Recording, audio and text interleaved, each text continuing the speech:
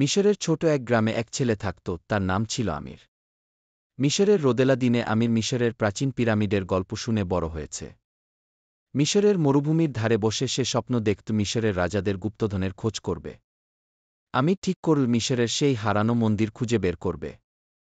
একদিন আমির মিশরের বিখ্যাত পিরামিড গিজার দিকে রওনা হল। মিশরের উত্তপ্ত বালু পেরিয়ে সে পৌঁছাল মিশরের সবচেয়ে বড় পিরামিডের সামনে। সেখানে সে মিশরের এক পুরাতন মানচিত্র পেল, যেখানে মিশরের এক হারানো মন্দিরের কথা লেখা ছিল। সে মিশরের নীল নদ পেরিয়ে মিশরের প্রাচীন শহর লুক্সরের দিকে যাত্রা করল। পথিমধ্যে সে মিশরের বেদুইনদের সাহায্য পেল, যারা মিশরের মরুভূমির পথ ভালো করেই জানত।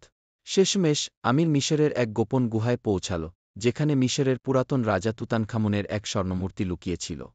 আমির মিশরের ইতিহাসের এক মহান সন্ধান করল, আর মিশরের বাদশা তাকে এক বীর হিসেবে স্বীকৃতি দিল। এভাবেই মিশরের এক সাধারণ ছেলে মিশরের প্রাচীন রহস্য উন্মোচন করল।